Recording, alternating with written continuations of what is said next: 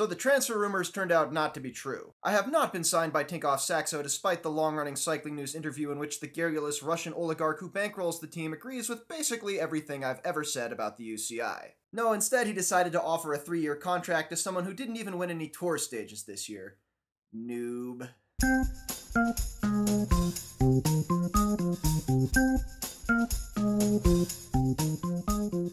Still not exactly sure how Operation Sagan is going to mesh with Operation Contador, especially given the success of Operation Roach Rogers Micah last month, but hey, I'm just happy to be standing on common ground with someone who's got some real business bona fides.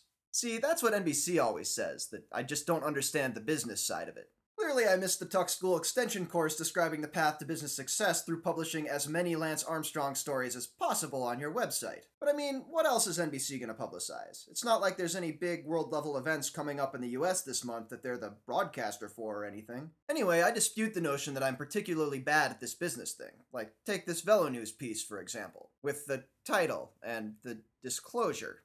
Okay, one, I expected this to be a BuzzFeed-style listicle, and instead it was 3,000 words with some pretty overwrought and painful to look at phrasing. I could probably come up with something a little bit more compelling than that for free airfare. Two, isn't this kind of harmful for a publication that does real reviews? I don't recall any Consumer Reports headlines about 6 ways Kia makes the world's best cars. And now for something completely different.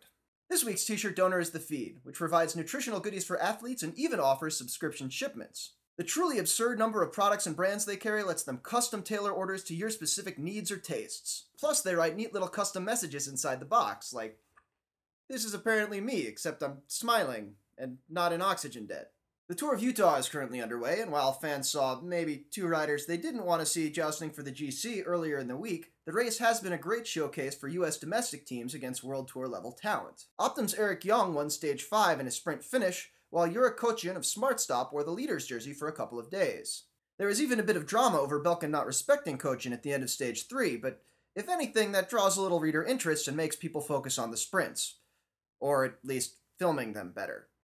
Speaking of sprints, the Sparkassin Giro, which was the latest stop on the Women's World Cup and a name I'm going to pretend isn't funny, finished in a group gallop. Rabelais' Annemiek van Vleuten apparently wasn't impressed with the parkour, but I think this is her putting down a ripping lead-out for Voss that left Liv Shimano's Kirsten Wild floundering in the wind. Wiggle Honda's Giorgia Bronzini did a commendable job stalking the world champion's wheel, and obviously had the speed to win, but decided she wanted to live going around the final bend and gave away some space. I guess Bronzini kind of made up for it by overhauling Voss at today's GP Ride London. Sort of.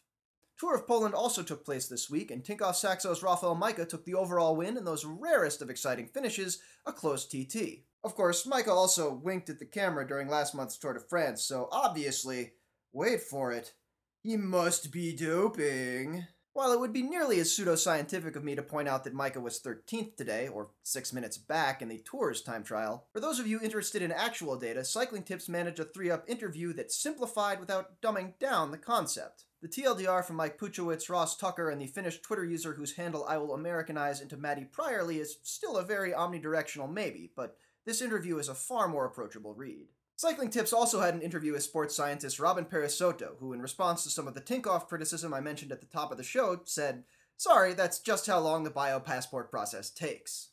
But you know, throughout the course of the interview, Perisotto really describes what seems to me, anyway, a terribly inefficient system. The fact that there are people looking through over 900 cases by hand makes me think that the UCI and/or WADA needs to find more scientists who know how to handle data instead of doping.